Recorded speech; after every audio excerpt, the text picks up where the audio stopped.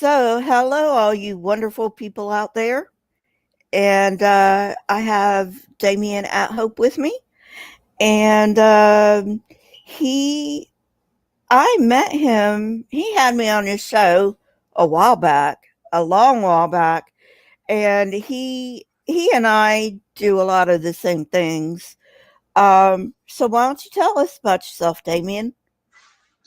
Well, hi. Yes, I was interested in you because we have, it seemed like, similar subjects, and I was like, oh man, wonderful. Because I feel like a lot of times my brand of atheism, whether it's either philosophy or my approach, like archaeologically and anthropologically, and that kind of stuff, more than like to me, a lot of atheists that would be close to me, like Aaron Raw, and I meant in the type of atheism I kind of do. He focuses more like on the mythology. I focus less on that. I focus more on the archaeology, like how did these cultures and which culture gave rise to the next culture, the next culture? How do we get to where we're at? So I do a lot more in that, and I felt like I was a lot more alone out here, making sort of archaeological or anthropological or in a sense kind of stuff.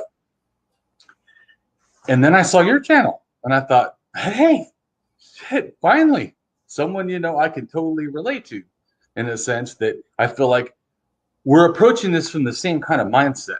Like, because a lot of people, when they think religion, they think 5,000 years and under. I never do that, because to me, I don't see religion as that, especially not now. After all I've done, I see religion as just this long thing that, in a sense, psychologically, I have a degree in psychology. And psychologically, it's like we all start out about up to 7 years old with a mind that, in a sense, animistically. So to me, I don't think even if as an atheist, and my goal would be remove all religion, I don't think it's possible to remove all animism. It's just it's so, or at least it's something that rationality has to fight against and logic has to try to challenge, in a sense. But it's very even atheists. There's a lot of atheists that don't think they are, but they'll say, well, I'm atheist, but I'm spiritual. What you probably mean is you're animist and you're an atheist. That is totally possible, because animists believe in spirits or spirit essence, or like when someone I've heard before, they'll say, uh, well, I don't know if I believe in God, Damien, but I don't think I'm an atheist because I believe there's just something.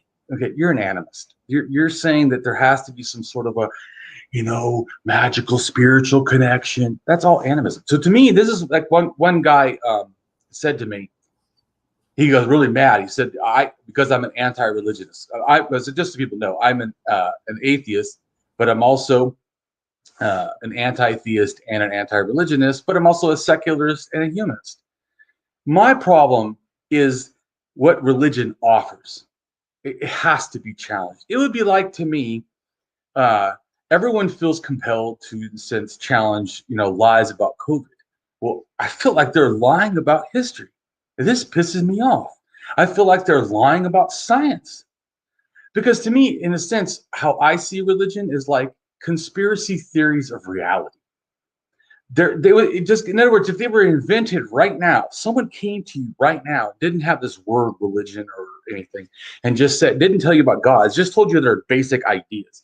I believe there's a supernatural force that runs the universe and created everything, and we're made from mud, and we, ate a tree 4,000 or 6,000 years ago in a garden that's now magical and gone, full of animals that didn't do the same thing, like eat things, and now things are. I mean, we would go, what the hell? Ew, Yeah. that sounds like a conspiracy. Science? I mean, did you go to school? I'm just wondering. You know, so to me, it's people always think I hate religious people. I don't hate. Dude, I love all people. I want to be a friend to the world. That's what I'm saying about being humans. It's just I do not like lies being told, and I don't know why people feel that somehow I hate because I want to expose lies, and somehow the people that want to hide the lies are loving or something. This dichotomy is just completely a fallacy. I Right. can't completely think religion is a bunch of garbage, but I in a sense, when it comes to truth. if it's a philosophy, maybe it has something to offer. I don't know, but it's not about truth. When it comes to history, it's not really about true history. It has all kinds of shit that is not true. It is just, it's like there's one battle in the Bible, and I prove that battle, they claim more people were killed than even lived in the entire region of Israel at the time, archaeologically, that they know. I mean, was everyone died? Then how the hell are there Jews today? I mean, I don't, it's ridiculous. So, and anyways, there would be evidence of that war, and also like other people in the area would talk about, oh my God, this war was so huge. I mean, what's the other wars that have happened? Have been documented. How did yours, miss that? Who were you fighting that lost all these people that also didn't ever talk about losing? Anyways, but the Bible's just to me its own self ludicrous. Just like, dude, when in fact I was a Christian for 35 years. It's unbelievable to me now how I did it, but I was ignorant, and that's really what my whole goal is. I always say to people that I'm an activist and an advocate. I advocate for humanity. I advocate for the rights of humans. I advocate for equality. I advocate for dignity. I advocate for freedom and things you just can't get, in a sense, in religion, because you're not really free to think. I mean, that it reminds me of like the one Christian preacher who has the ark thing, Ken Ham. He said this, that if told this to a class of children. I mean, to me, that's how can I be quiet? Seriously. In fact, I protested the Creationist Museum, but how can I be quiet when people say things like he did, when he says, children, if the Bible and science do not, in a sense, coincide, if they argue or if they disagree, or if what science is saying, you would say would be disproving the Bible, then you have to believe the Bible. That's what he said. I'm like, see, now that has to be fought against. No, you have to believe what is true. I mean, or be willing to just say that what you believe is not true. Okay. Right. I believe not true. So I'm a rationalist. If someone tells me I believe in God, I do not attack them. I have no reason to. Okay. It's like you said, I like sports. Well, I don't like sports. Or someone says my favorite football team, this is the Rams or whatever. I don't even like sports. I don't like football. So, okay, whatever. I mean, it's that meaningless to me. Someone just saying they believe God.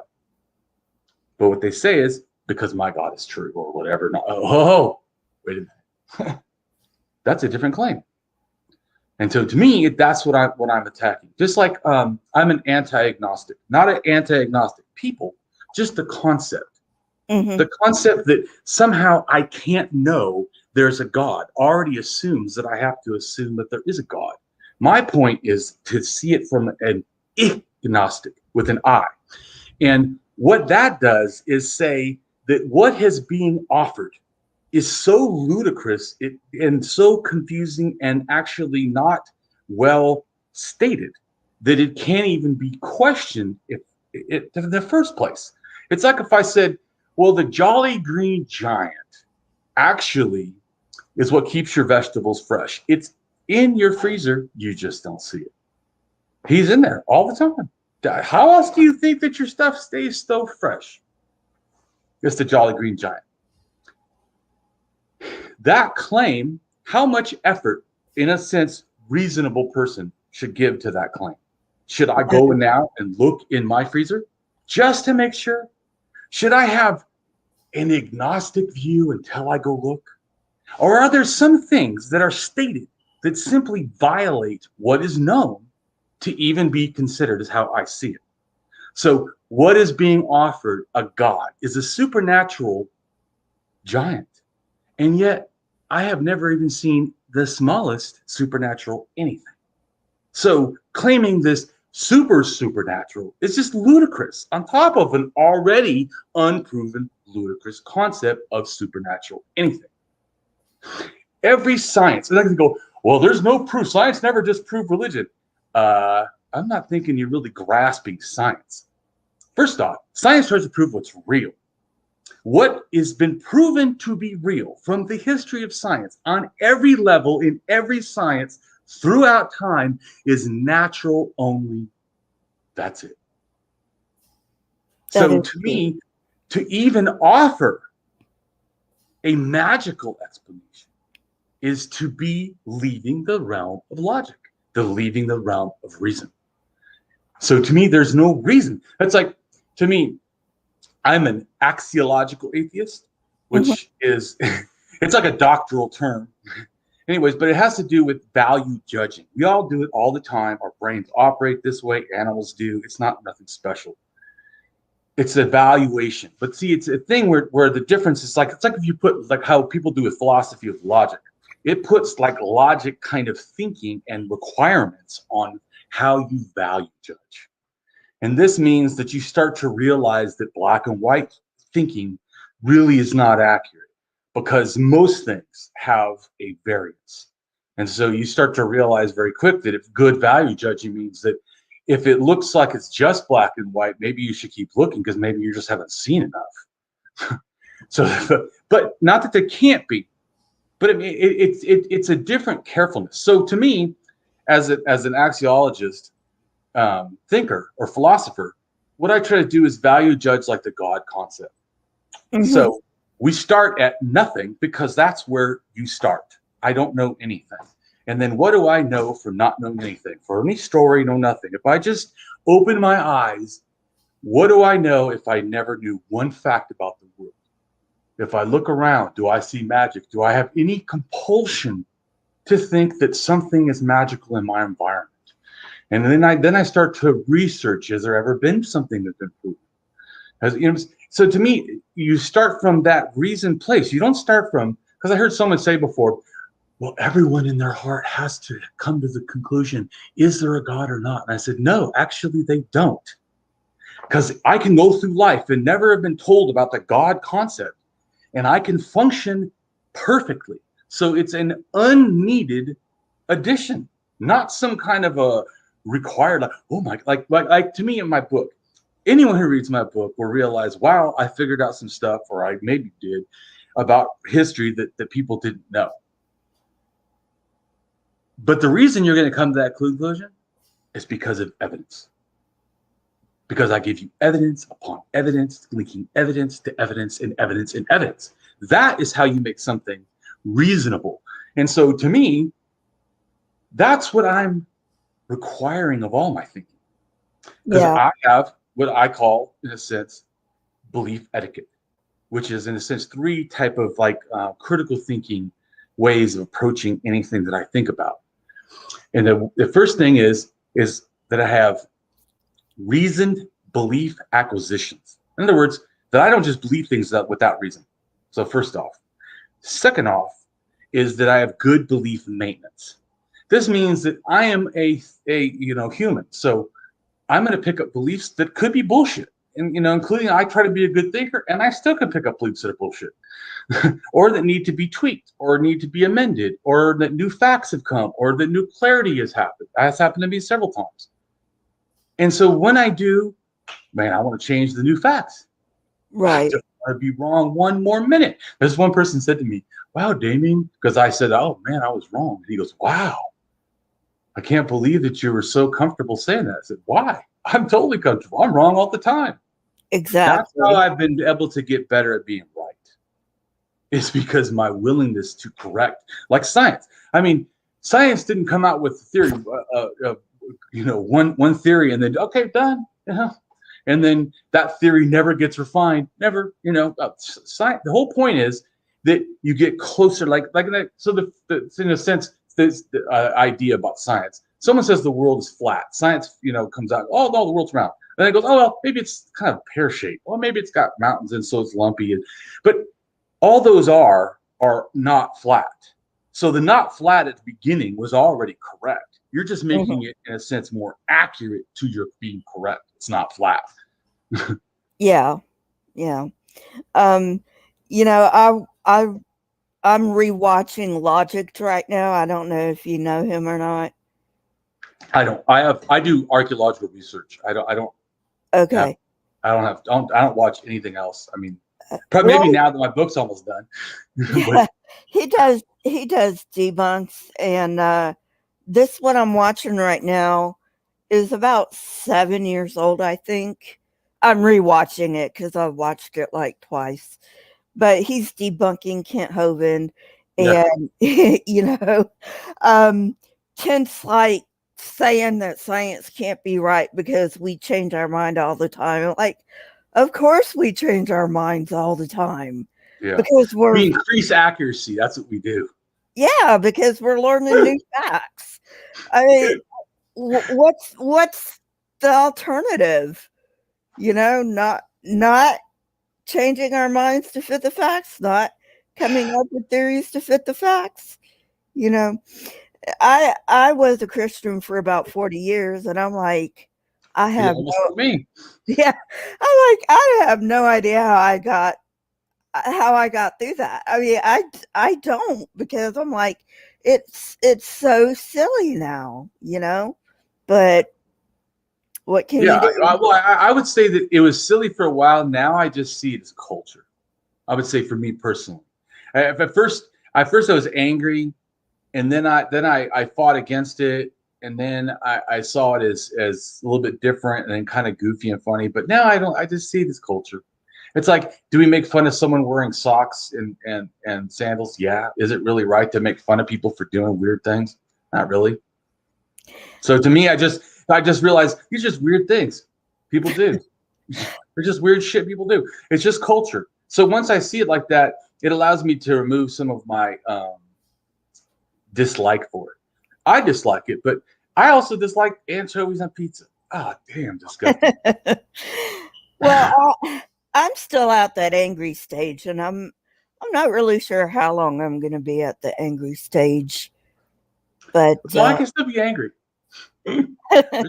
There's plenty of religion that just makes me like the fact that religions get an exemption for child abuse oh because yeah. of religion. That to me should be outlawed immediately. It is disgusting that anyone even asked to have exemption for child abuse. Ugh. Anyways, Are so you familiar with what's happening with the J Dubs right now? like I said, most of my stuff I always tell people is 5,000 to a million. So that's the stuff that Okay. it may be 4,000 to a million. Anything that I don't focus. I have done. I did one. I believe one blog, maybe two. I think two. I don't know blogs on Jehovah's Witness, but one was on sexism. But because I did sexism actually for all the world religions, I couldn't believe that someone had not done a blog for all the 10 or whatever major religions of the world explaining their sexism. So I did it. They are in big trouble for CSA, and TSA. What's that? child abuse. Oh. I'll get demonetized if I say it. CSA. Oh, Yeah. okay, I got it. Yeah, so anyway, it's kind of like and they know this has been happening for years and years, which is why they're in trouble. I don't think they'd be in trouble if they didn't have a database that they weren't making um um they weren't trying tooth and nail to protect. I mean, they are protecting abusers Yeah. actively, and they are in big trouble for that. And Well, they should be. exactly, they should be. Um, uh, Australia had their royal commission in 2015, I think, and ICSA, which is in Great Britain, is going on right now. And it's just like um, you know,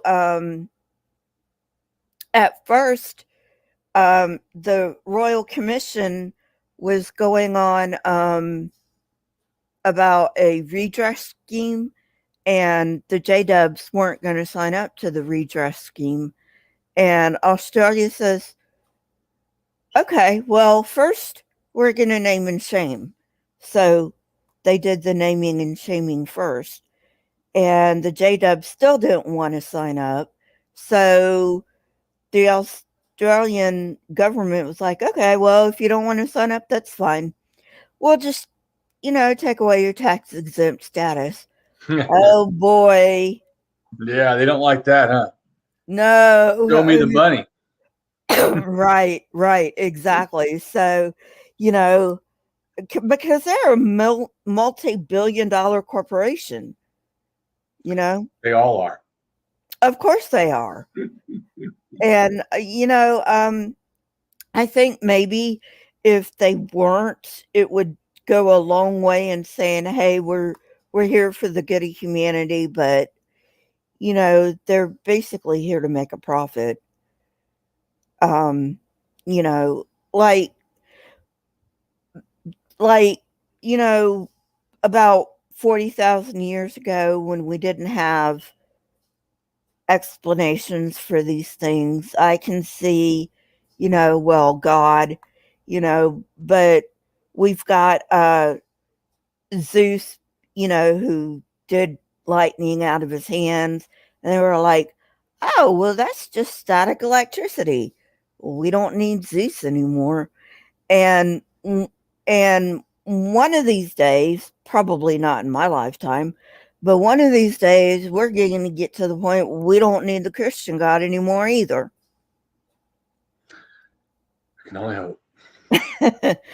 and then what is it going to be? I'm pretty sure there's going to be another religion because for whatever reason we're Or here. like I said, or it will just be conspiracy theories because now that's like a religion. It's like a cult, so it's like a religion in a sense.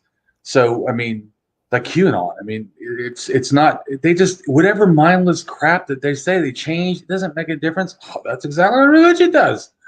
Religion goes on this date, everyone's gonna die. And then no one dies. It's like, well, maybe not this date, another date. And then no one dies. Well, another date.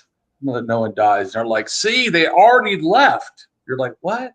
Everyone Yeah. died. You just didn't see it. Or the point is, religion has been doing that kind of con game bullshit. So to me, I, I would say that it seems to me that since everyone is becoming more scientific in a sense, kind of, that there's less reliance on stuff that is older, like magic and stuff like that. So beliefs I'm talking about. But I do think that that doesn't mean that the tribalism is gone. That doesn't mean that the animism that people naturally kind of feel is going to be gone. So yeah, it's because when you have that kind of thing, and then you don't have the logic. So like I said before, seven in a sense, all humans sort of think animistically or can have the tendency to think animistically. Hmm. But after seven, your brain starts to develop critical thinking and logic. And once that starts, then that's the downfall of supernatural beliefs. And that's actually true too in adults. That they've done a study before that people that utilize philosophy and thinking and logic and stuff more have less tendency to have supernatural beliefs, and people that are less, people just like if people have less schooling, they're generally are more religious, and if they have way more schooling, they generally have less religion. It's not there's a few outliers either way, but Right. the majority, it's like an atheist. Most atheists are somewhat informed, and this is why I always think it's funny to me, because some religious people go, well, they just came in because they were angry. And my point would be, and then they learned more truth, and now their disbelief of religion has been added to also things that are not about being angry. They're about logic and reason and evidence and understanding things. So to me, it's easy for people to try to scapegoat that an atheist is angry, but it's like trying to say that a rape victim is bad because they're feeling emotional because they feel bad for being raped. I mean, I I don't know about you, but my personality is kind of like easygoing. I like to be easygoing and laughing. Not that I'm not tough and couldn't fight if I had to, but it's not what I want to do. I want to just be nice and have fun, and everyone get along. Yeah. That's what I like to do. But because of my point is, I didn't have any desire to out of anger attack religion. It's just that when I was a religious person. I went to school to be a drug and alcohol counselor. I took psychology, and in psychology, they told me I had to take two classes one on world religions, and then one on the Bible. And I took world religions first, blew my mind. I almost didn't want to take it because I was a Christian, and how dare I have to learn about other religions? Yeah. I thought somehow my mind will be poisoned, or I'll be somehow cheating on God, or some nonsense. I don't even remember exactly, but it was some like nonsense kind of feeling, like Yeah. bad feeling, like dread. Ooh, don't even want to look at it. But so it's just crazy. And then I read stuff and I started going, wow, all these religions seem the same. Because I had never read any of them or really learned anything. I couldn't even told you almost 5 Christian denominations, let alone other religions. Right. At the time, I was very ignorant because I was raised very fanatical Christian, evangelical, Pentecostal. So was So I. Not Pentecostal, but evangelical nonetheless. yeah, even I was a conservative. I was a right winger. I mean, yeah, but that all changed. I'm now a leftist and an anarchist socialist. So definitely not a Republican. Yeah, it kind of makes me um it kind of makes me angry when people say they're Christian, but then they say, and this is getting off on the subject, but anyway, um then they say they're capitalist. um Jesus wasn't a capitalist, he was a communist. Yeah, It was, I'm like, go sell all that you have, give to the poor, come follow me. That's yeah. communism, Or people. or or or or informing them about wealth.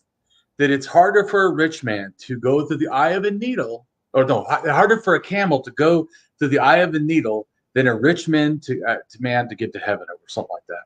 Yeah. Yeah, But because it's saying that it's saying, if you just think about the philosophy, what that's saying, or what the statement really is that to be rich is to be corrupt, mhm, is to have sinned in some way. That's what it's saying. Because it says it's harder for you to get to heaven. Well, then you're saying it's more chance that a person who is wealthy has, in a sense, done something unethical. That to me is what. So I agree with you. It's like a communist statement. Like, oh yeah, you like capitalism? Tell me a rich person who's not, in some way violated ethics. oh yeah. Donald Trump. I mean, his taxes he's afraid of. Yeah, it's not because he's followed the law and been ethical in all of his endeavors. No, he's been a known crook, and he's scared to get caught as a crook again. Yeah, and now he's paying the price for it. Maybe if he hadn't run for president and gotten it, maybe he, I don't think he thought he'd win. Seriously, I they don't think he did. I think he never thought. do. They I never think. do. Yeah, I know, because I think for him, he thought this will be able to make my name more famous, and since he sells his labeled name, that his profile being larger, more well known, was going to benefit him. And so then I think that he accidentally became president.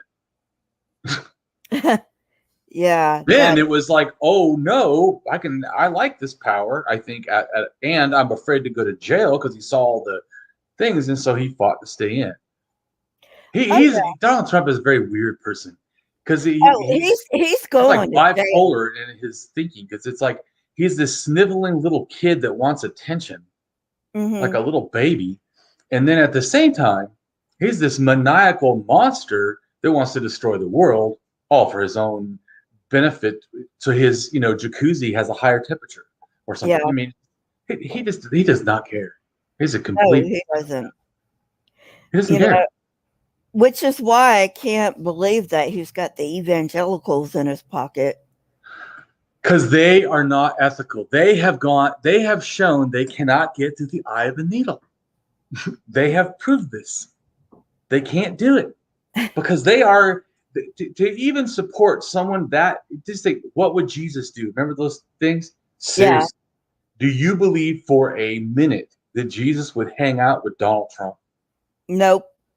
No way. So If he did, it would be to try to lead him to the Lord, because boy, he ain't there. really. So I don't know if you've seen my Saturday live streams. You probably haven't since you've been working on your book. Yeah, But I have said that I think the New Testament is pro-Roman, has a pro-Roman slant, because certainly, certainly. you see Jesus saying, "Render unto Caesar the things that be Caesar's," and then you have Paul saying, "Slaves, obey your masters." You know, and I was wondering if you had anything, to say about that, because if I saw it, certainly other people have seen it. Well, I would say that to me, the whole thing of even Romans, or even so, the concept, first off, you have to understand is, where did Jews get their ideas, right? So this is important. To The me, you have to Canaanite. understand who, in a sense, who were the ancient Israels, people, the Hebrews, or whatever you want to call them. Well, to me, it's the Kurgal axe culture. We can tell by that, which is from actually up near Georgia in north east Turkey, over there near Azerbaijan, or whatever. Up there is where the DNA comes from 4,000 years ago. Okay. Then it goes to Lake Van, splits off, and it makes the Kurds. So the Kurds split off of the Jews. They are direct line descendants. Oh, I 4,000 didn't years know that. ago in Lake Van, which is in a sense, near Mount Ararat in I think it's central Turkey, central East Turkey, or yeah, something. But anyways, so that culture, and then of course I know what that culture was believing, kind of, and what they were doing, and then where they got their ideas was more from the Matlock culture. I'm probably saying it wrong, but and they got connections. They're closer to, they're in Georgia, and they're closer to the Indo-Europeans, the Proto-Indo-Europeans and stuff, which has to do, if people don't know, Indo-European languages like German, English, French, Spanish, Greek, Iranian, Hindi, Hmm. all kinds of languages, German, did I say that right? Anyway.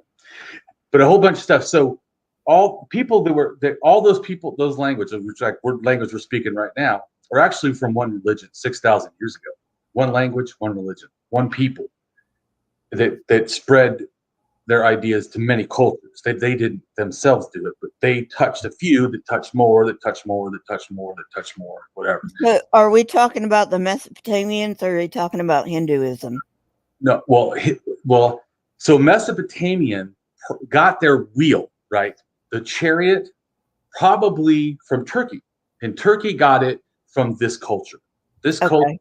the Yama or Ayama, on the northern steppes. They're above where the Black Sea is. They're the north. It's like the Russia. well, it's almost in Russia, yeah. So, anyways, but those people up there, Ukraine, Russia. So, yeah, Ukraine and Russia. How about that? Ukraine and people in Ukraine and Russia that actually, I don't want to keep. I can keep going back to where they come from, but the people in Ukraine and Russia, about 5,000, 6,000 years ago, they got their religion started, in a sense, given to them as a package. The language starts in religion.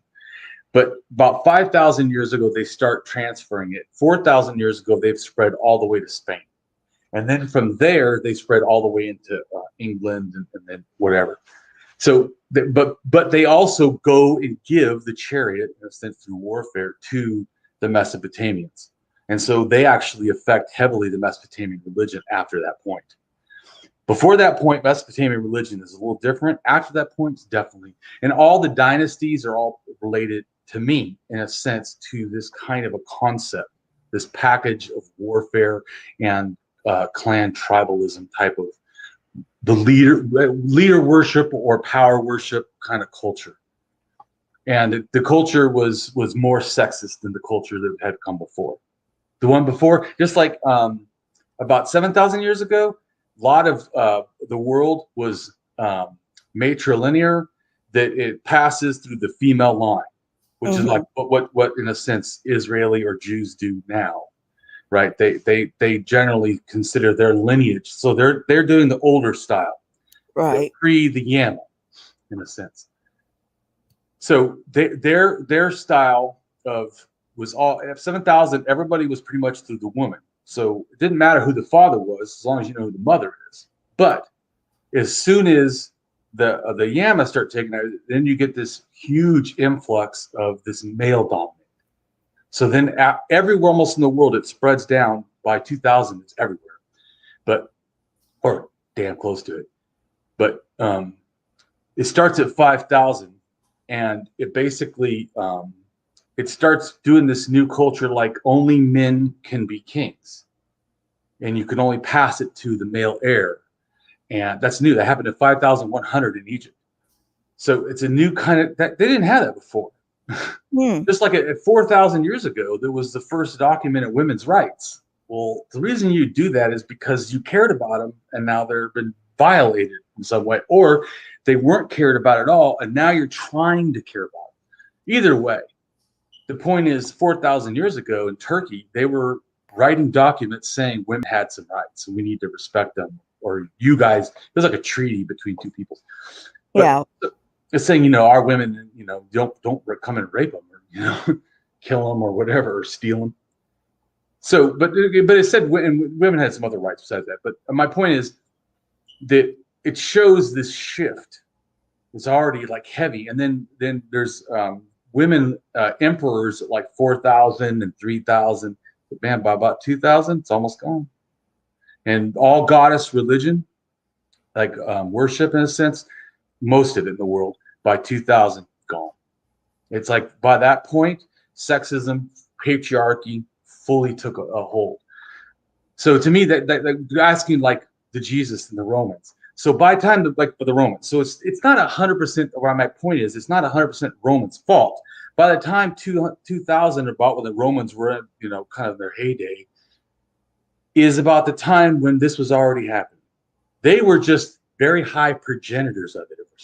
They were big promoters of it because the actual culture, the Etruscans, in almost the same area near Rome, were not that way. They were we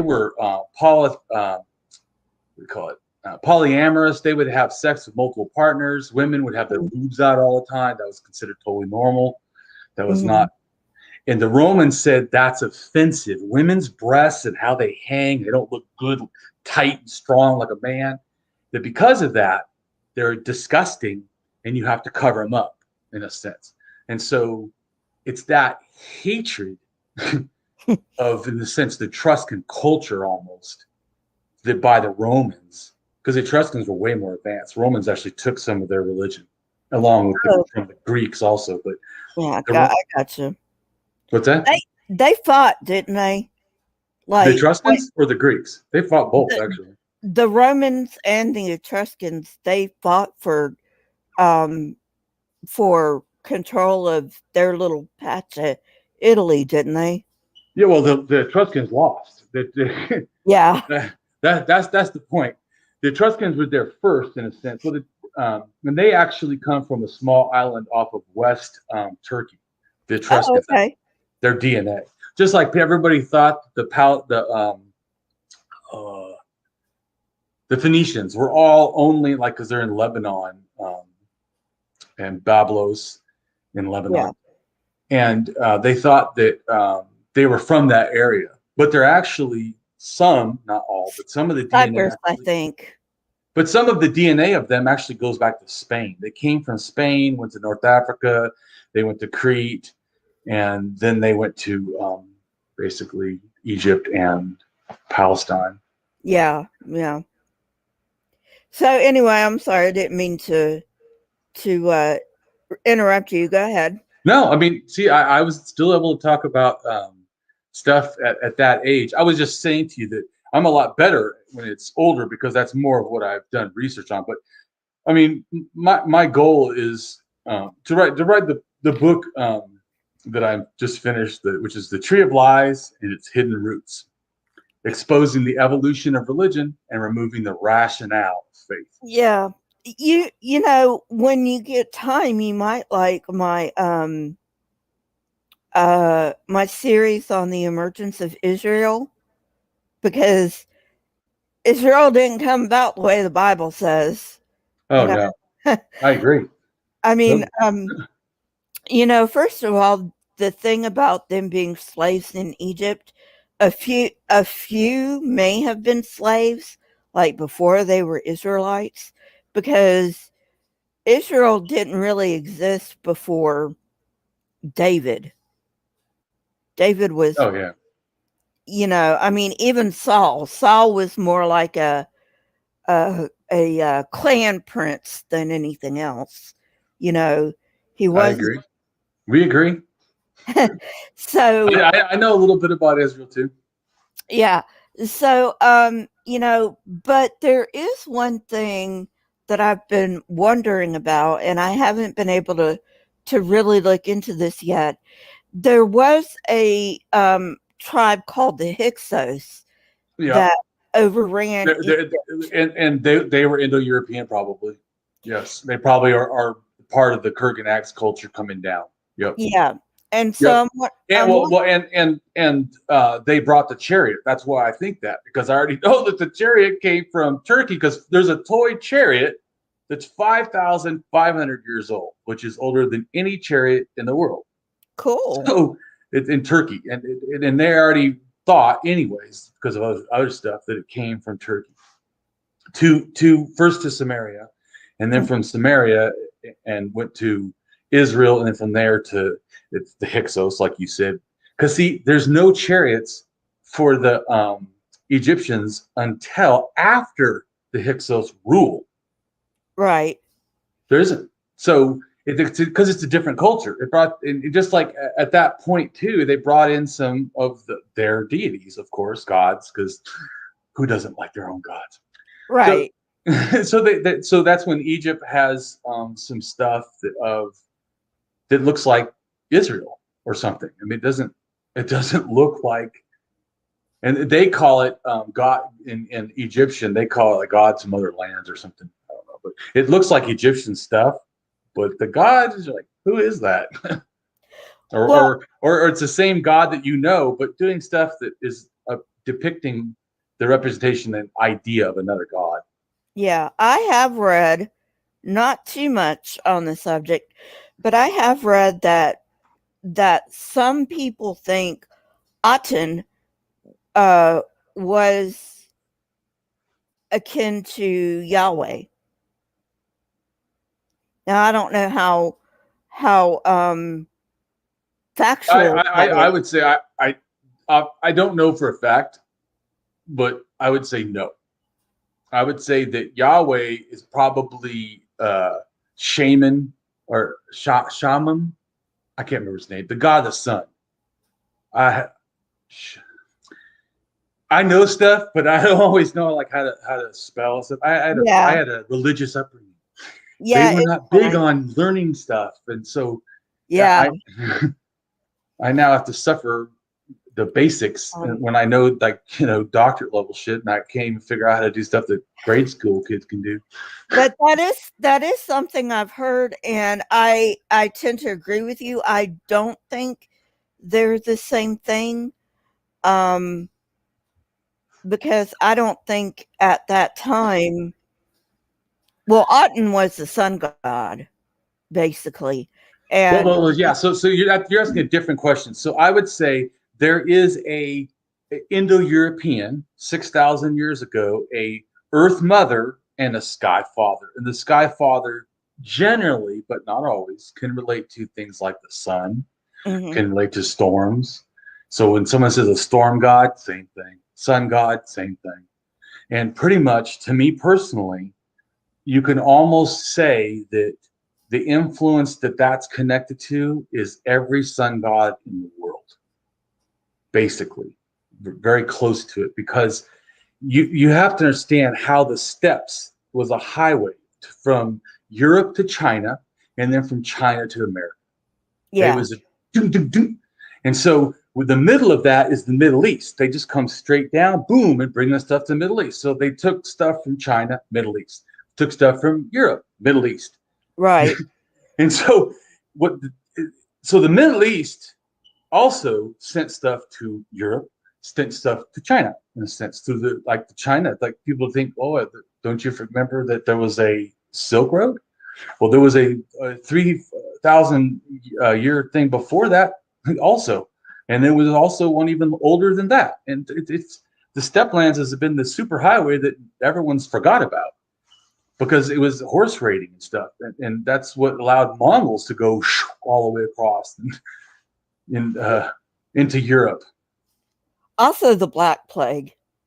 Oh, the Black Plague. Black Plague, I think, is like 4,000 years old. Starts in Sweden, ends up like taking over like almost the whole world, showing people move around. So anyway, yeah. So in your studies, I have read about Göbekli Tepe. Yeah, I actually have 2 videos up right now about that, about Göbekli Tepe. I have actually 10 I want to make. I was making them, but then stuff happened in my life, and I Yeah. ended up stopping and focusing instead on my book, and I got Mhm. that done. So now I might go back, and do our stuff. But I want to do 10 videos because I really feel that people misunderstand Göbekli Tepe. I want to explain it in the way that I understand it, which would take 10 videos, like 2-3 hours each, or at least an hour each, because there is, in a sense, that much to understand. But go ahead. Yeah. So as far as I know, they've gotten to the point where they think Göbekli Tepe is older than farming. It used to be the other way around. It used to be they thought people settled down for farming and then did religion, but Göbekli Tepe is older than farming. So No, that's not accurate. that's not accurate. Okay. No, no. That's the So last time I just so people know, I'll explain it because heard. people get confused because they say Neolithic Revolution is venture to farming, kind of. Yeah. So farming, or proto-farming, let's call it, because let's not call it full farming, is 23,000 years old in North Israel.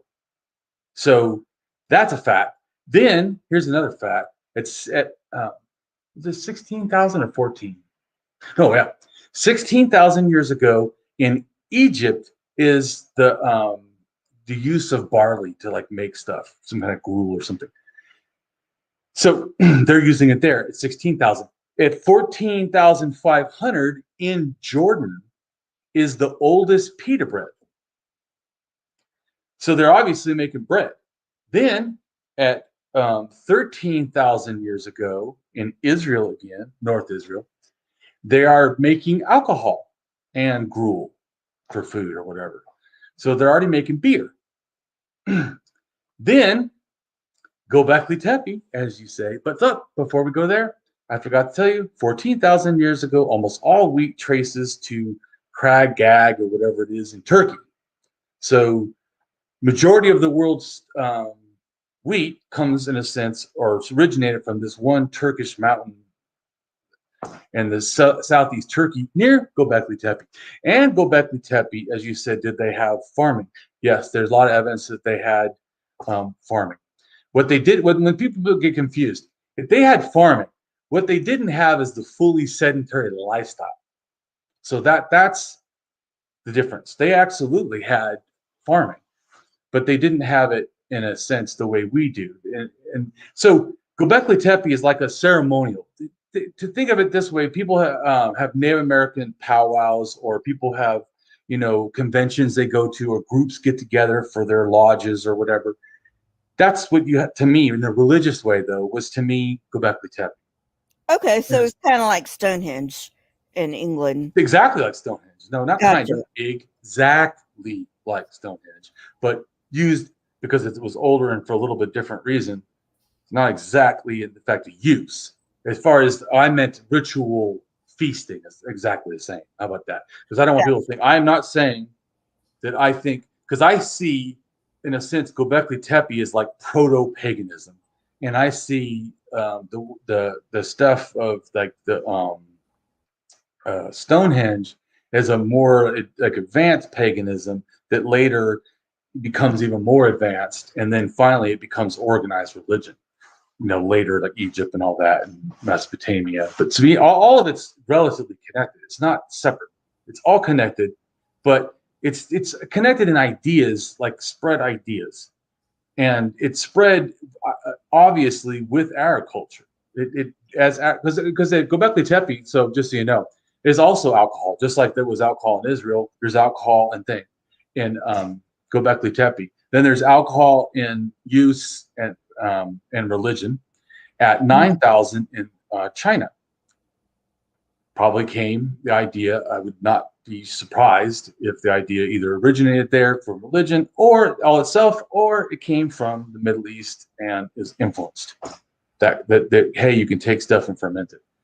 But then the fermentation goes from China about grapes and it ends up in Georgia. Georgia became 8,000 years ago, and then Azerbaijan, I think, has a 7,500 or 800-year-old winery or something. So and then it goes from there down to the Mesopotamians. They start drinking alcohol. Well, they got the idea from other people. So they also didn't just get the idea; they got the goddess that went with that idea.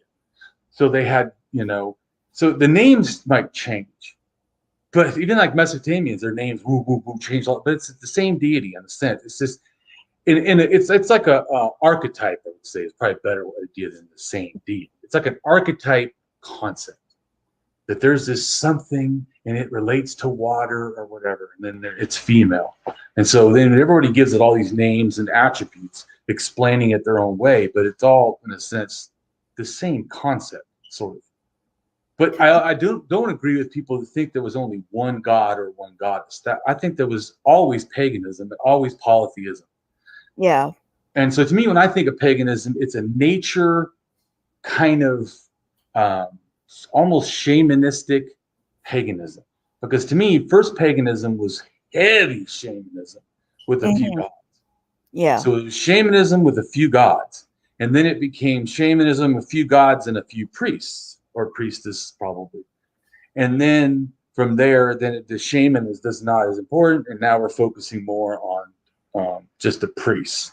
Because now we're focusing our whole attention now from the shaman going to the spirit world to gods, the importance is God. So that's how I see it, that these concepts went with it. Because in other words, like 6,000 years ago, they start using manure, in fields in the Balkans. And like, it's important because I don't think they thought, oh, things will grow better if you put shit. I think they had a bull deity that was the sky deity that would rain on them. And they put part of what they thought the bull did shit. I think they put its blood. They may even ground up bones and put them in their stuff. I don't know. But they would have done, I probably bet, their shit in their blood, maybe even their milk, to think that they're fertilizing the ground. And in a sense, they kind of were, even though they didn't realize it. Right. But my point is that even like, because there's some archaeologists that don't like that I see a lot of religion in a lot of things, and they see a lot of just either ritual or utilitarian behavior, which they think means non-ritual. But to me, I think that's not the understanding stuff. It's like understanding the Native American weapons. Most Native American weapons are also ceremonial. So it's really wrong to call them utilitarian weapons because they're also religious. So I think that it's, you know what I'm saying? So I think we have this wrong concept sometimes when we think of things, because we think, like it reminded me, Ian Holder. I think that there was goddess worship at Çatalhöyük, and I think that I have proof of why I think this. And Ian Holder said in a video about Çatalhöyük, and by the way, he's an archaeologist that actually did archaeology at Çatalhöyük, but that actually doesn't mean he knows religion. He can be an expert in one field and obviously not an expert in every field. Right. So, but he goes like, this is his argument. He goes, I don't think that it's a goddess. because I think it's an ancestor. And as far as I know, religions don't turn ancestors into gods. And I'm thinking, this guy doesn't know religion because that's horse crap. What are you talking No. about? Pharaoh thought he was a god. The first, I think, two kings supposedly of Samaria became deities. In fact, the Sibla is the Greek deity, right? That was an actual woman who was the first queen, and maybe the only one. I'm not sure, but the first queen in Samaria. I think she was like the third ruler, I think, or something, or second Oh, ruler. nice. I think third. I don't know. But So, anyways, but it's like 4,000 years or 4,320 years. I don't know. So anyways, but the point is, what was I talking about that? you were talking about Cudaholyak. Oh, childhood. Yeah. So my point is about that guy said that they can't be deities. But so the Greek deity that gave birth to all the gods was an actual human woman in Mm. Samaria that was probably the third queen. My Oh, point is, so him saying, "Oh, it can't be possible because people didn't do that," as far as he knows. Well, I was like, well, if you obviously didn't know anything about religion, don't make comments about religion. Just say, I don't know. right. It's a figurine. It appears to be in woman or female nature, and that's all I know. He should just. I mean, I think it's great when people say, I think, but doing it in a way that he's laughing like he knows, and it's stupid for anyone to think. I'm like, oh, does he not know about ancient China? Does Mm-hmm. he not know about Japan, who had their ruler, the emperor, right? Was that people were kamikazing and dying for this guy and this line? I Yeah. mean, what are you talking about? I was like, is he for real? Yeah. But Uh, I think that's the problem is that, like, I've learned that there's like since low gods and high gods, and so that's in a sense high gods often have to do with stars, sky, sun, moon, whatever. But they're in a sense a high god, sky god. High god also generally means like the only god or the best god. Like the ones people up in north east Russia, far east Russia, or whatever, they have a belief in this like a black kind of crow or whatever god.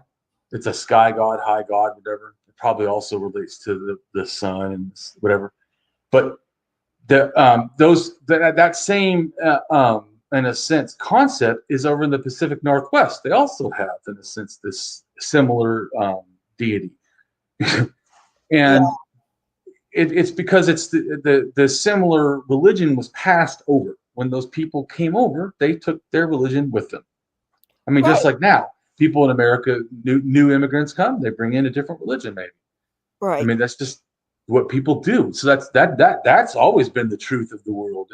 And I think that the only thing, the hardest thing for us is we're like massively sedentary compared to these other people. Oh, So yeah. Yeah. we need to realize that our way of life is nothing like theirs. Just like I was saying about gods. So like they call it their high spirit, or in America, there's some people call things the great spirit. And to me, it's a high god. It's just a different term. If it is because what do you mean by that? So it's a more spirit than a regular spirit? I mean, you know what I'm saying? So Right. well, it No, does all these things, right? It's a yeah. god. I get it. Okay. So, but I'm not saying I make people say that things are God, but I Right. also don't tell people they have to call themselves atheists. But that doesn't mean they're not atheists. You know what I'm saying? I mean, it isn't. Right. you, you get my point. So the fact that someone because I know that I use paganism in a way that a lot of people don't like, but that's also because they don't know all that stuff. If you read my book, you probably would have a lot less argument with me about why I call it pagan. Paganism is just this for me 12,000 years all the way till pretty much now. Now it's just organized paganism to me. Some Yeah. of it kind of removes itself from that, but Most, I mean, do they not do fire worship? Yeah, with candles. Do they not do water worship with baptism? Do they not? I mean, so to me, I think there's one guy that said to me, "Oh, you hate indigenous people because you're an atheist," and I was like, "That's ridiculous." I said, "I Yeah, find it all is. religions to be false. That's what I find them to be." Yeah. And they also usually defame or put down people, and I don't like that either. Or they call some people special, or some people good, or some people. It's like it's yeah. If you want it for your culture, that's fine. You choose that, but it's not something that I have to believe is real. Right. So I mean, and there's no reason for me to, or anybody, even the people that are doing it. But I do think that we need to be compassionate, and realize, that these are still people. It just Exactly. me Exactly. if we can't see past the beliefs as atheists, how do we expect the religious people to see past them? So I think that it's on us, in a sense, to stop first. Yeah. I mean, even though it just said, well, it's unfair. Why should we have to stop? But you know what? We have to, because don't we want to make a difference? Or if we don't, then I guess keep doing what you're doing. I want to make a difference in the world. I want to enlighten people. I mean, I found out so much stuff, and that was the whole point of my book, was actually not to write the book. I wanted to know, how did all this stuff. Yeah, I mean, that's basically the point of my channel. I started it like well, I wanna know this and that and the other, and then it was like, okay, instead of writing a book, why don't I just do this? I mean, I guess I could write a book, you know? Jay You should wants write a book. I mean, to me, I'm not the kind of person that like feels like we're all fighting for one spot. I feel like we need as many books as possible. We need to explain it in every way, because you know what? What if your book, it's that one person that needs it? You yeah, know, because I mean, I did not, I was not persuaded by any atheist. That's not how became an atheist. I became an atheist all on my own in college, when I was presented with reading material that was college level about the Bible. And I read halfway through that book, and it's not even an atheist book, it just tells you facts. I stopped believing. I'm like, oh my God, this is bullshit. I've been yeah, believing crap my whole life. That really made me angry. I've been yeah, lied to. it made me angry too. Jay wants to know, why did they bury Göbekli Tepe? I don't think they buried it. They You did kn bury it. They did bury it, They okay. buried it, but actually, people don't realize they didn't bury it all at once. In a sense, it wasn't like they did all in one shot and left. What it was is, in a sense, just like later, the Kukatani is another thing in Ukraine, that culture, about 6,000 to 5,000 or something. It's about 1,000 years. But anyways, it it does the same thing where it burns people's houses after, in a sense, like every 60 years or something. It's a ritual. It's like saying we respect our ancestors, and so now they make a mound. So now this used to be a temple. We'll bury it, make a mound. Now it's a mound. It's sacred. So then that kind of almost build on top of the mound sometimes, but they Oh, built like next to it. But the whole point of with the closing the thing is a ritual act. And then there's another point people don't realize too. It's not like people stop believing their religion of Göbekli Tepe. Oh, hell no. In fact, everyone in the world is still believing a branch of that, to me. okay. No, what it every religion that has any kind of paganism or any kind of gods, polytheism, or it, all of it can, in a loose way, to me, be traced, I think, to the same concepts that were floating around at Göbekli Tepe. So Göbekli Tepe is also not alone. It's in a region. It's so it there's sites that were older than it. People don't realize this. They always go, "Oh, there wasn't settled sites." Well, that's not actually true either, because Korkatepe, which is like 14,000, I think, to 12,000. Maybe it's 12,000. No, anyways, it's like 13, 14,000 in Turkey. And so it um, it's older than Göbekli Tepe, and it's highly ritualized. there's all already making these like ornaments and things, and it looks like they're already loosely getting religion. It looks to me like they have a lot of bugs and snakes and stuff. So to me, it's like if they have gods, it's animal gods, and to me, animal gods can be low deities or high deities. That's so it's hard because it's like you could see a snake and you would say, oh, that has to be a low deity. Well, wait, clouds look kind of like a snake sometimes, but it Yeah. also could be a river because rivers look like a snake. And guess what? A umbilical cord also looks like a snake. So snakes relate to life. But I mean, so the symbolism can be or sometimes they'll say, oh, it's a falling leaf, how a leaf falls, kind of like wiggly is kind of like a snake. So they'll say, oh, it has to do with trees, like so snakes and trees. And trees can also be the branches themselves look like snakes. Anyways, but my point is that it's sometimes hard, but we have to understand that that when they have this high or low deity, why it's hard for some people that don't grasp this to understand people's religions or different religions a long time ago. A low deity could be like a personal deity. So when you say Jesus loves me, well, that would be a low deity. So you mean the Father God is in heaven, right? Yeah, the sky deity. Okay, great. So I get it. So there's a low deity and a high deity. Got it. Little partnership going on. But the low deity generally is personal, generally is related to a person, a place, a thing. So if they say this deity protects this city, it's a Tulier deity, and in a sense, to me, it's a low deity. It's relating to like right here, right now, right? It's an ever present. So they can be seriously loved in a sense, low deities, because they can be seen as what Christians would call guardian angels, which what I Mhm. would see as a low deity, protector deity, a Tulier deity, or a Tulier spirit. So it's a protective spirit, which to me turned into deities. Because what's the difference between a spirit and a deity? It's like, I mean, a super spirit. Okay. I mean, in a sense, that concept. So to me, the understanding, so like some people will say, well, it's not really a God. But what they really mean is not a high God. It's not a God for everybody. Or so if Yeah. it helps you understand, because then if you see, well, my deity is from Hawaii and it relates to the mountain. Well, that's a Tulier deity because it has to do with that mountain. And it's in a sense a low deity connected to just that mountain or just Hawaii, or you know what I'm saying? Or like Yeah.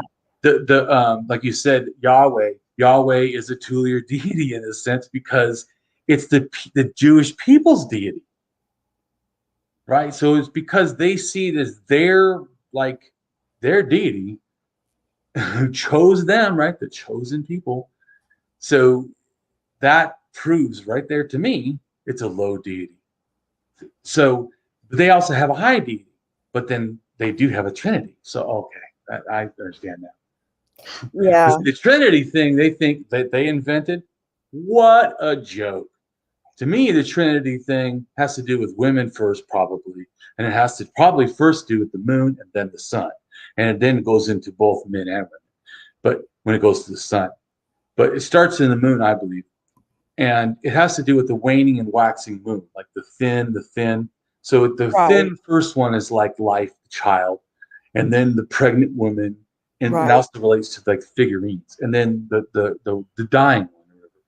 So it Right. also makes this. They actually have separate deities in a sense, names for like different kinds of positions of the moon. The maiden, the mother, and the crone. Right, right. So, but it's not just limited to that. So the sun does that too. The sun has the dawn and the dusk deities, and then has the ones of the day, or the main deity of the heavens in a sense. So, and even what's interesting too is gods can have Tulier deities as well. So they can, or guardian deities, or like sometimes you'll have a god gets pulled through the sky in a chariot, and sometimes either the chariot itself is a deity, or the chariot and the horse is a deity, or just the horse or something, or bull, or whatever, whatever's pulling the in a sense deity across the sun across the sky, because they believe that the sun was birthed in the morning from a goddess, some Okay. cultures, and then flew across the sky somehow carried by some animal, and by winged power of some kind, and then in a sense died and went in the underworld, under the earth, or in the whatever somewhere, and that in the sense went into in the goddess of death in her body, whatever, impregnated her, and then in the morning she gives birth again, and then every day this cycle happens. But it's just crap like that. But so that in a sense, my point of that is that the Trinity didn't start with Jesus. That is no, that Yeah. concept is old. In fact, even the Sumerians had a Trinity. They had three deities that they were all male, but they had three deities that they felt were like these, kind of like a Trinity, sort of. Not exactly the concept of the Christianity, but I mean, I'm just saying that concept didn't come from nowhere. Yeah. So this thought just occurred to me. Would Lucifer be a sun deity then? Because in the Bible, he's referred to as son of the dawn or son of the morning. Well, Lucifer, it does mean morning star or something. So yes, that would mean sun in the morning. Yes, but Lucifer. The problem is Lucifer doesn't relate to the devil, and the devil doesn't really relate to the serpent. Those are Right. actually like separate deities being talked about, and they're depending on who's doing it or what book, they're relating to the in a sense Jewish deity or the Bible God in different ways. Because like the first one is like helping or equals or something. And then slowly that changes. So once you get to Right. Christianity, now it's like this tempter and blah, blah, it's Yeah. like totally different. Because when you look at Job and Lucifer's like presented with the sons of God. Okay, well, my question would be, why the hell would um, somebody who rebelled against God be presented with the sons of God? That never made any sense to me. Well, I have two things for that. But first, let me go back. I got sidetracked off the Lucifer thing. Lucifer has nothing to do with the devil or Satan. Period. No, he Zero. Nothing. doesn't. No, Nothing. he That doesn't. concept that in the Bible that was is like one verse that uses the word Lucifer, how high you have fallen. It's actually talking about the king of Babylon. So everyone that uses the word Lucifer should just take that word, crumble it up, throw it away. It does nothing. It's like saying Pharaoh or something. I mean, it has no relation to what they're trying to talk about. I know now it's nomenclature or whatever word, but in reality, even if you want to be a devout Christian, it has nothing to do with Satan. Nothing. Right. It's just a mistranslation that people, in a sense, make that has to do with Satan. It doesn't. So it's just people didn't understand and they misinterpreted. And now we have years of Christianity telling everybody shit that is not true, but hey, it's religion, so why change it? Yeah, That's one thing that I would hate the worst about religion. Really, that's why I agree with you when you say, "Well, Damien, you're constantly updating your thinking." Yeah, isn't that wonderful? Where to me, that's like the scariest thing for religion. They don't update anything, and if oh they no, of do, they course not. break off and they make a new religion, or they make a new sect or a new diet. Um, removed whatever somehow removed from their original thing because they're in a sense trying to add something new that religion doesn't want to add nothing new. And that's what to me is really the most shocking, is that we can have most of the people in the world you know speaking these Indo-European languages and having all these connections to these Indo-European religions that can go back 6,000 years. It's just wild to me. Yeah. Uh, so, um, did you answer me about Lucifer being a sun deity? Oh, so Sun deity. Okay, so if that verse has nothing to do with the devil, but if it was talking about any kind of a spirit being, yes, I would say that would sound like that. Correct. Yeah. But that's not have anything to do with it, so it doesn't work. You're correct of thinking, but you can't apply it to something that doesn't actually relate. Yeah, I Because mean, then you come up with the faulty assumption that I agree with you that Lucifer doesn't have anything to do with the devil. The devil or came Satan. I mean, much later. I even proved that to my mom. She didn't believe me. I proved it to my mom. That's actually one of the things that made me stop being a Christian right there. Seriously, it was that very thing. Because I was reading the thing about, because we had our thing for the class for the day, we had to write a project on Lucifer or whatever, and Satan and everything. So I'm researching, blah, blah, blah. And I look in concordance, and it says, oh, that Lucifer is not really, it's about the king of Babylon. Right in my concordance in my Bible, I'm like, what the heck? It's right in here. Yeah, I mean, it's not like Christians don't know. It's right. It's right. in my Bible. Well, they listen to their pastors. They don't read They their do. Bibles. But it shocked me. I mean, I didn't know it either. I was shocked, and I called my mom. Mom, did you know that Lucifer is about the king of Babylon? It has nothing to do with Satan or anything. Oh no, that's not true. I said, yeah. She said, where'd you hear that? I said, in my Bible concordance. Yeah. And so she went and goes, I'm gonna look. And she read it to me, read word for word, me out loud. And I said, yeah, see what I'm saying?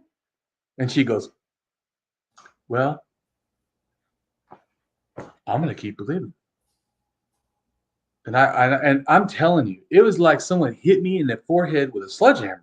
Because I wasn't even like atheist at this point. I just had just found out this information and was starting to question, like, how can I believe this? And I Yeah. wanted my mom to see, like, did you? Because I thought that she'd be like me. Once you're shown this, you'd be like shocked and awed, and then it makes you rethink things. So she Yeah. wasn't. I was shocked and awed at her reaction. When she reacted that way, then I became an atheist, I think, at that moment. Ah, Because I watched a religious person get pure truth that what they believe is complete wrong and go, oh no, I'm cool. I'm going to keep believing yeah. I think it. if most Christians would read their Bible, they would come out a very different kind of Christian than they are now. True. But Especially if they read it with a critical thinking mind. If you just had questions, I'm not saying you have to be an atheist or agnostic or anything. If you right, just with reason, does this sound reasonable? If everything that you read, blah, blah, blah, does this sound reasonable? Would this exactly. just, like when Paul says that, faith is better than sight. Like, is it though? Yep. Is that No, really how best we go through the world? Is that our best tool really is not looking? I mean, it right. No, I agree with you there, and my thing with what started me on my path was I really wasn't planning on going atheist at all. either was I. I was planning to be a Christian counselor. Yeah. So, but my thing was when I started my archaeology classes and I started learning things were like 50,000 years old. I'm like, Yeah. wait a minute. The earth isn't even 50,000 years old. So then I started digging and then I'm like, they lied to me. And Yeah. like I said, I'm still at the angry point right now, you How know. long have you? For me, it was 2006. About 2 years. About the same time I started my channel. Oh, well, then you're doing phenomenal because at 2 years, I still thought maybe goddesses were real or something. I wasn't, or spirits or animism might be true. I was still like, I wasn't totally sure about the world. I was like, because even when I was first an atheist, I call myself a spiritual atheist because I didn't even understand how to use words or thinking or philosophy or anything. And so I get it. I have compassion when people say stuff like that. It's like, yeah, I understand. I Yeah. don't agree. I don't agree at all, but I understand. And how Yeah. can I even fault you since shit, I did the same thing. So I know you're doing. So I'm just saying, I think that I want to commend you that it's only been 2 years. You're doing great because at 2 years, I had not pulled the damn religion out of my head completely. I mean, because people don't realize it's your whole life. It's why you do almost even wear your clothes. Or I just Exactly. like I wouldn't listen to Slayer, music that I like a lot because it was evil. And people, Christians will say, well, you just turned atheist because you want to sin. Uh, no, I actually cried my eyes out when I found out when I finally let myself realize that I did not believe in the Christian God anymore. I cried my eyes out. And that's something Christians don't understand. And I get that. I mean, I probably Well, no, said I the would same just hold on thing. 1 second. You said that Christians wouldn't understand. Some may. I don't like to group. I mean, there's a lot of like, was it a million or something Christians or something in the world, Okay. or 30, 20 million, or like, I don't know. I don't That, know. that's fair. That's I'm fair. just saying there could be some. I've met some people that are cool. I mean, we just totally disagree on beliefs, but yeah, but I know what you're saying. There are a lot that are not. So, but I don't want to say everybody. Some people would Yeah, understand. I get what you're saying. I know some cool Christians too. Right. Some Um, people would understand. They may not agree with us about what we believe either, but they would understand our feelings. So that's all I'm saying. yeah. So, is there? You want to tell us about your new book before we go? Sure. It's on, like I said, it's called The Tree of Lies. And it's basically on the evolution of religion and removing the rationale of faith. I start the book in philosophy because I think that you need to understand what's good thinking before I tell you all the archaeology. Because I already know if you think anything like I did, you did not know how to think. And so I basically take you through a process of how we get to good thinking. So the whole first thing is in a sense like 2 chapters is debunking faith and that kind of thinking, and then explaining in detail why science can be trusted, or why reason can be trusted, or why logic can be trusted. It kind of like helps you learn critical thinking, and then it basically it goes from there to as I start telling you little facts about how we evolved as humans, because I'm going to get to religion. So it's important to understand this to me because our evolution is, I believe, what helps us get to the religion. Because in a sense, if we don't evolve, we don't really get advanced religion. I consider animals to often have kind of a pseudo animism where it's not fully developed, I believe, like how we would conceive it, because we're creative, we add more, we have more, but they still have minds that are very very similar to us. So I Right. do think that they're doing stuff, but so to me that goes back to evolution. Why I say this, because I tell people, to me compassion, people think like it's a human trait. I see it as a trait that we probably got from fish.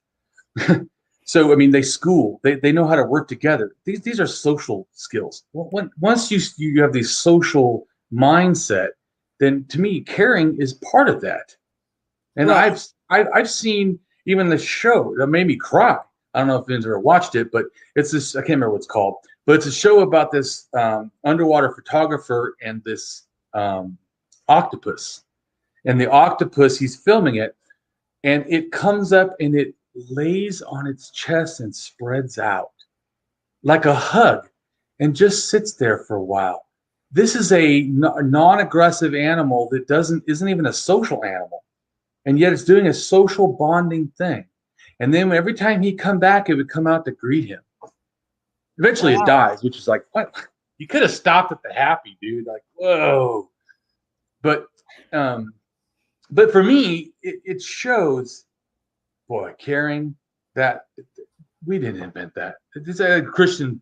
thinking that only humans, get morals from God. It's just animals have some morals. Animals have ethics, how they behave. They understand it and have ways of social behavior. Right. I'm not Right. saying they have these advanced ethics, but that's what I'm saying. They have even animism. I think it's animism, kind of, but you can tell they don't fully have animism to me. And this is because they don't like magic very much. If you take some like um, chimpanzees or something, I think I can't remember now what kind of monkey, so or primate, I should say, because I don't really know if it's a monkey, but whatever kind of primate, I can't remember now. But there was this video I watched where they showed this primate magic, like they did something and it disappeared. The thing freaked out, just starts going wild, looking around, running, going crazy. You know why? That's not an animist. They do not believe that magic is possible. Otherwise, you'd be like, "Whoa, that's cool." No, freaked out, terrified him. What just that cannot happen. So I know that, like I said, so I get like, so some people try to tell me that primates gave us animism, and I think that they gave us the seeds for it.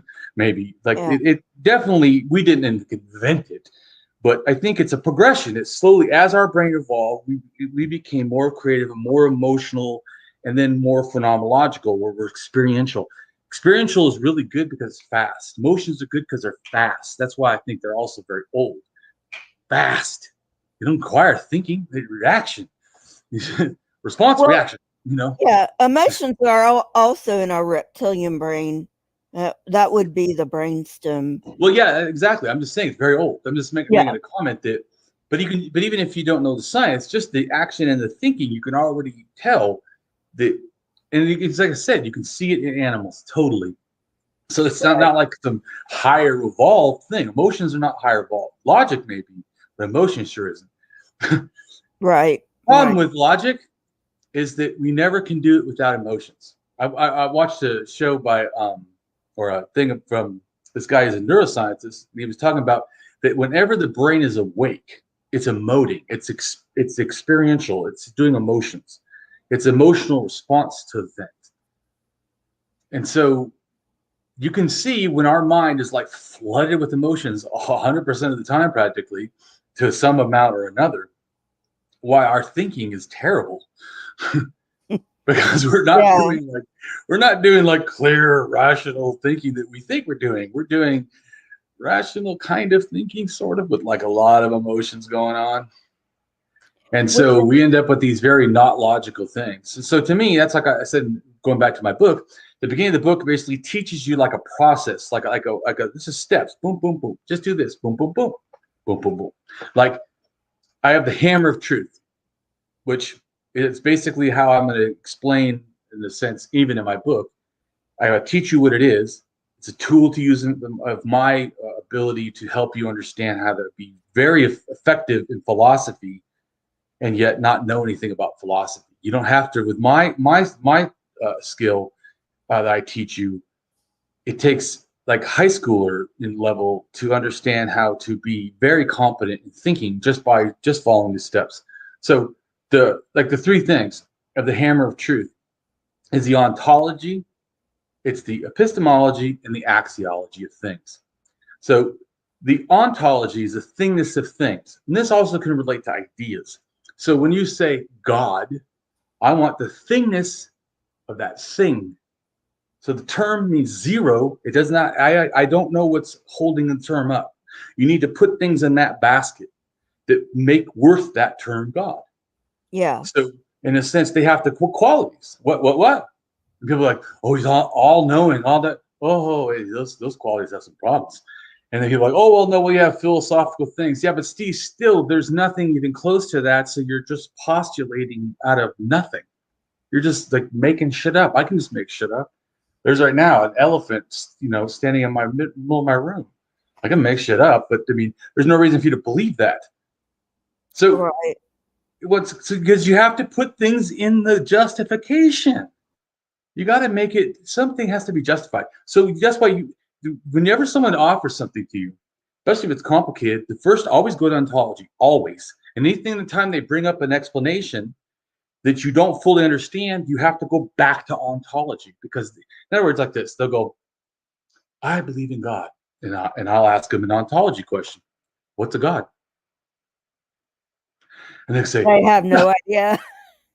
they'll go, well, I said, well, you said you knew God 100%. What's a God? Exactly. And they go, well,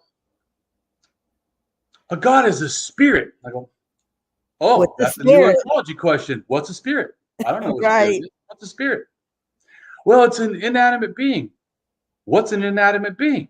One that's no longer human, but still is alive. How is that possible? Well, it's an afterlife. What's an afterlife? Right. So these are ontology. You can rip into somebody hardcore and make them feel like they don't even know their own name just by doing ontology. Because here's the big thing: we're lazy thinkers. Once again, sorry, going back to the emotions, we're emotional thinkers that once in a while we play at logic. So once in a while we do logical things. Most of the time we're shit thinkers. We're really awful when it comes to logic. We're just emotional driven. But you know what? That's what makes life kind of great to have emotions. So I'm not knocking emotions. I'm just making a comment that's not the world to then put towards I know things. When we go to the I know things, you better try to leave that world behind and go to the thinking. So we need to know the ontology. Like I said, it's very easy to pick up because you don't have to understand all my concepts of how I got to why this is important. You just got to do it. Just always ask for ontology. It's like because you know what? We're not born knowing. I don't always know. And you know what? Sometimes the answer they give me, I would have never thought of. I think, Yeah. well, I know what you mean by God. And then they're like, well, actually, what I mean is this bicycle that floats in the sky. And you're like, wow, um, really? You know what I'm saying? My point is, I've been saying that people can often, and you know what? Also, you allow them for the first time in their life to do something that's intellectually honest, and that is question what they believe. Yeah. It is seriously powerful. People always go, oh, Damien, you don't win. I go, dude, I won from the first question. The moment that I was diligent and calm, and I asked them, what is a God in a very mild tone, generally, they are happy to answer at first Yeah. because they are so glad that you want to hear about God until they realize, holy shit, they don't know how to answer the question. In fact, I had a philosopher kick me out of a philosophy group that was not even dedicated to religion, mind you, because of me using ontology. He said I was tricking him. I said, how am I tricking you? See, once again, I want to clarify the ontology of what he means by that. And that's what I'm saying. You can just totally, and I said, so he kept trying to get me, and I just kept using ontology. And then I said to him, is it not valid? Did I ask for clarification? Which is, guess what? Another question. But so I kept, because I want him to see that truly, because he was trying to say that my way is some kind of trick. It's not a trick. It's simply realizing that the most important thing has that you start with ontology. That what are you talking about? Don't even jump Yeah. to all these. I don't believe it or what. Uh, what do you mean by that? So they're not going to know if I don't believe.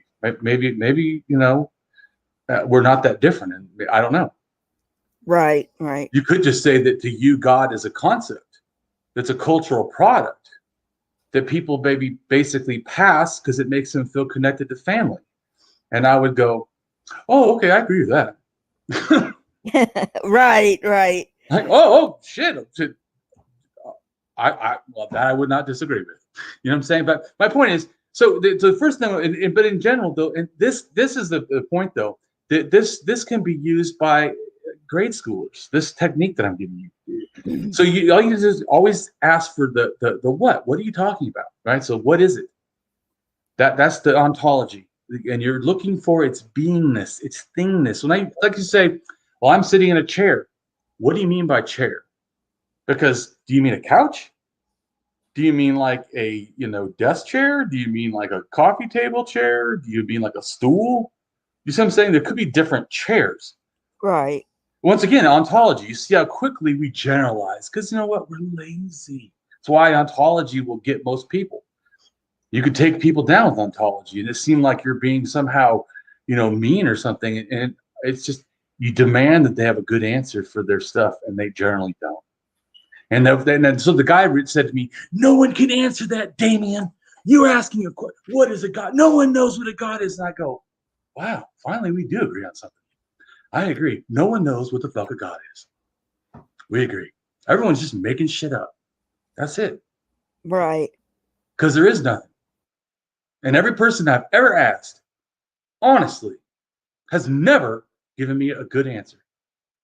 And every answer they think is good that I'm able to show them is actually not a good answer because they just appeal to. So they go, this magic is true, and I go, yeah, I don't believe that magic. They go, but look at this magic. This magic proves this magic is true, and I'm like, that's also not true, and it's also magic, and I don't believe that either. And they, but this other magic explains this other magic that explains the God. I'm like, yeah, that doesn't work either. But no, look at this other magic and this other magic, but this other magic, and then that equals God. I'm like, yeah, no. Everything that's they go, it's a spirit, it's a soul, and the afterlife. Where's that? What does that mean? How do you know that? Why do you think that? Where did you start? I'm saying, and this is another thing too. I love to do, but I'm going to finish real quickly. So then you go to epistemology, which after they've offered you whatever, right, that clarified answer of the thing. And I'm not saying hound people to get whittled down to the definition. I'm just saying, get an actual good definition, not some wishy-washy, half-baked bullcrap. Get a good definition. Someone offered you a bad definition of a chair and said it, well, sometimes I call it my, carpet. You would not accept that. It was like, well, what? Right. No. If we're going to talk about chair, I need to know you're talking about chair, not, sometimes your carpet. I was laying on my chair, Anyways, that I'm just making the point. So it is important and logical to require that people explain things and that they have accuracy to what they're saying. I mean, that's reasonable. So the epistemology then, after you've been given this, then it goes, how do you know that? So first you are, what are you talking about? That's ontology. How do you know that is epistemology. And then my axiology, which I love, says why is what you've offered of value. Why is it considered truth? Why is it considered beneficial? Why is it considered accurate? What does it have to support it? What is its justification? What is its accuracy or level of evidence? These are axiological questions. Because see, I can't value judge how worthy it is until you have given me the worth. And the only way is not by just claiming God's the best. God is the best of the best. No, the best of the best of the best of the best of the best. He's the highest of God. No, you have to give me what you think the best is, which is defining the best, basically. Right. Well, see, like you just said, what is the best? That's an ontological question. That's a beautiful question. What are you talking about? Should always be the first question. How do you know that? Epistemology is second question. And then why, after they've claimed, see, how do you know that? Only gets to that they've offered this to me, in a sense, in my thinking. Yeah. Then once it is offered, then I take it and I value judge it. Let's see here. Okay, you got no evidence, violates logic and reason. Okay, doesn't even sound plausible. I'm not believing it. You know what I'm saying? I can axiologically judge that you have failed your presupposed belief. You believe that what you had offered was valuable, worthy of belief, and I'm telling you by looking at it, no, it's not. Yeah, one of the things that one of the arguments, quote unquote, for God that I absolutely love, that I'm going to get to one of these days, is, well, just look all around you. We're here, aren't we? Well, that doesn't mean there's a God. Right. Good. Well, that's called, not in philosophy, that'd be like naive realism, or like I said, animism. Looking around and going, well, I see life there. There must be a great life. I mean, that's just animist thinking, or some kind of spirit around that's helping everything and protecting us, and cares about us. Yeah, Yeah. whatever. Animist. I've said numerous times, I you can get me to a deistic God, but if there is a deistic God, there might as well not be a God because a deistic God doesn't give a shit. Well, I wouldn't even go there. To me, I can disprove the concept of a God, or certainly I can disprove the concept of a loving God. I can disprove the concept of a God that has any kind of intelligence. How about this? Yeah. Is it intelligent God that has a design flaw that 99% of all living things that have ever existed on this earth have gone extinct? That's a pretty high failure rate. If that was like the plan, God is an asshole. Yeah. Or Or right? So he's immoral. He's either immoral or not reasonable. right. And which would you like to follow? An not reasonable God who's just so stupid doesn't know that shit's like that's gonna happen. So he's so uninformed and unthinking. So he can't be the master of stuff. Then you have the other one who's immoral, realized, hey, things will have to eat each other. Oh, that'll be great. There'll be so much killing. It's a world that will have never ending death. This is great. I'm going to give them cancers, shitloads, especially child cancers, right when they die, when they're just born or a couple days. Ah, beautiful. I mean, the being that would have put that shit together either does not know what the hell's going on, doesn't care, or is malevolent. Right. And also you've got to think about the design of our own bodies. What kind of an intelligent being would put our swallowing hole right by our air hole? I mean, they're Yeah, the same stupid. Yeah. basically. or our erogenous zones where the places we go to the bathroom. Exactly. Like, also not a great design. Yeah, I mean, to me, that's what I'm saying. So just on the null hypothesis alone, right? The null hypothesis that like in other words, science doesn't believe every wacky thing or is even right. possible until it's been proven, right? No, you have to prove stuff, and then they might kind of agree. Even then, most of them don't always would say they believe it. They kind of agree with what's been shown to this date, in a sense. So there's a big difference in the way that the community is believing things. Community Right. believe, to me, I believe with nothing. And that's what I think my book is going to be so good, because I basically break it down. Mhm. And just for a real quick thing. So to me, pre-anism is there at least 300,000 years ago. And already there's behaviors of early hominids, pre-humans, that are already doing sort of ritualistic, maybe kind of animistic thinking by burying the dead or whatever. So then at 100,000, to me, humans in a sense get more full animism. But there's a humongous amount of brain development. In my book, I show this: the size of the brain actually grows. Oh, right. Exactly. So I mean, so it reminds me too, and people don't understand, like a chimpanzee. I can't remember now. I think it's a chimpanzee. Maybe it's a bonobo. I don't know. Anyways, some primate again. um, when they're young, their face looks like ours, in a sense that what a human face, why it doesn't protrude out like, say, a primate, Mhm. is because that's what happens in adults. So all humans are like the runt, or whatever you call it. It's like an adaptive trait that's like a child. So we stay children in the face, in a sense. Do you Okay. get what I'm saying? Yeah. Compared to like a regular primate. So we're in the same, it's just that somehow the gene for staying like a child all the way your whole till you die happened for humans, or even before that with like the Soviets. And so this new trait, though, I'm saying that we all had, is basically just in a sense like a child version gene sort of adaptation that we just never grew an elongated face. So to me, the evolution is like just so obvious in our thing. But so the important about the brain, going back to my book, so the brain helps us understand 100,000 years ago to me is animism. And everybody, I think we got animism, to me personally, possibly from the Neanderthals, transferred ideas from them to us.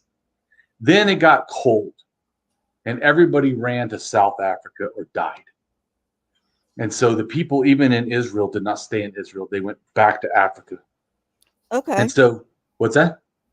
I said, okay. I thought there were people who stayed um in Europe and they just put on like a lot of clothing. Well, I'm talking about 100,000 years ago. You're talking about probably 40 or 50 Gotcha. humans. Yeah, Gotcha. different times. I'm talking about before that. Okay. That's more to me when totemism happens, about Okay. 50,000. So we can go there. It's fine. So, but everyone, I'm just explaining real quick. Everyone goes, everyone, like, in other words, we leave Africa and we go into Israel.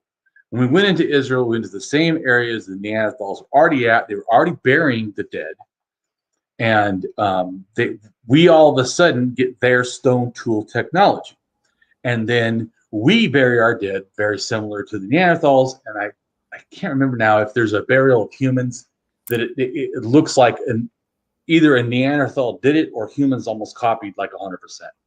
So, you know what I'm saying? That either they buried us or they showed us how to bury or something. I mean, it's very, very close. And but we didn't stay. They kind of stayed in Israel. Well, actually, they went north and then they came back to Israel when we left. Okay. So we left and they came back. Well, that makes sense because we were killing them. No, I would say because so here's our DNA, female to a Neanderthal, goes in there about 100,000 years ago.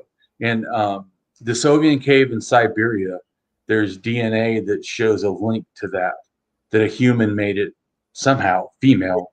Is that the Denisovans? The Denisovans cave, or the Denisovans, or they had picked up the DNA maybe in Israel and then took it all the way to the Denisovans cave 100,000 years ago. So or they went there and up. Anyways, my point is, so I don't think we're killing them because first they had different kind of technology. We had a lot lighter technology. Theirs a little different, but they're also hunting different animals. Right. So, but anyways, when we interact with them at 100,000, then we start for the first time burying. We didn't bury people before this. Then all of a sudden we start burying people. And like I said, it got cold. Everyone goes down to South Africa. Guess what? South Africa gets Israel burials. Well, that's because it's similar people. I'm not saying exact same people. They could have died on the way, but the idea, whatever. But anyways, so everyone goes down in a sense, like, hides out of the cold, and then they all start going back up. So but when they're down there, 70,000 to 75,000 years ago is the first worship of a stone snake, big old snake out there. So in a sense, I see that as definitely animism. You got the graves, you got the snake. It's happening. Then they go up towards, to Europe. But before they go, either they started to invent or make a kind of a totemism clan thing in Africa and then went to Europe, or it because of Europe started. It happens in Europe, but I almost think the seeds of it were already in Africa because 60,000 years ago, there's these ostrich shells that have like markings on them that are like probably family or clan specific. So they're burying it. Reason because they get water and then they store it like a container sort of in the ground in an ostrich egg.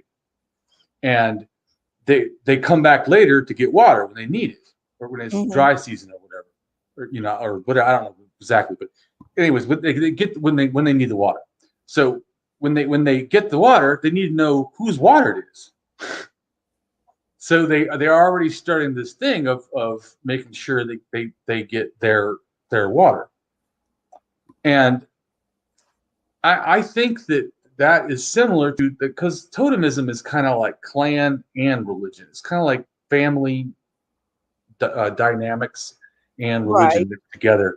Right. So it could have kind of started. I don't think so, but the seeds for it certainly were already doing something in Africa before they left.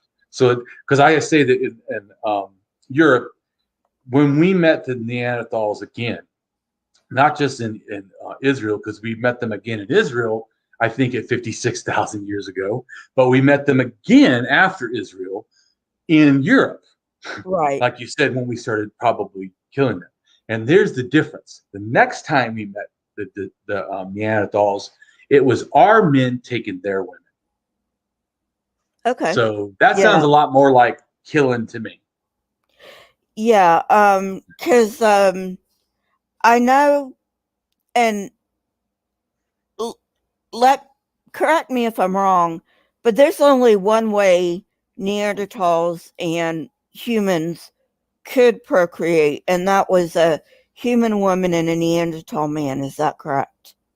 No, it happened both ways. That's what I said. Both When ways. we Okay. left 100,000 years ago, a human woman mated with a Neanderthal man. Uh-huh. Okay. Sorry. Then 50,000 years ago, or 56 or whatever, sometime around there, or after there, around 50,000, then humans mated with Neanderthal females mainly. There could be some outliers, I don't know exactly, but the majority, I guarantee, is that. Okay. So Because the separation, but it happens on both. So yes, either way, we're not that separate. I think we separated. I talk about it in my book. I don't remember off the top of my head. I think 700,000. So that sounds about right. I think that's what it is, but it could be further back. But also things get updated in archaeology, and I haven't thought about that stuff in a long time because I just ended my book at 4,000. So I'm Yeah. waving more. I've been more thinking about the 4,000 stuff, and like you said, Mesopotamia and Israel and things most people know now Yeah, than all exactly. the pre stuff. Even And though I found that the most interesting at yeah, first. and because we update all the time, that's why I'm not totally up to date on my facts. So, you know, Yeah, well, also like I know stuff because I do deep research. I mean, I yeah, really research and research and research, and even when it's once again because I update my beliefs. That's part of my belief etiquette, which yeah, is that, like I told you, I have good belief maintenance. That mhm, I want to make sure I still get it. Do I still understand? Do I still know? Then I read it again, read it again, read it again. Does it still make sense? Do I still think the same thing? Do I? right, right. Because sometimes, well, just like they showed that judges, if they didn't have a meal, would do more harsh convictions like before lunch, and they were a lot easier after lunch. So Well, it just shows that that our that emotional, would make sense. but it shows how much our emotions impact our logic. I mean, Yeah, if we it think, oh, does. I think for myself, all my decisions are my own. Yeah, well, I agree, kind of, but we're definitely like floating in a sea of me, like all Yeah, these feelings, emotions, reactions, whatever, trying to operate, and we get overloaded, and you sometimes have to turn that system off. right. Okay, well, thank you for coming on. I really enjoyed it. Thank I you. I told my audience we were gonna nerd out. I hope you don't mind that term. It's a compliment.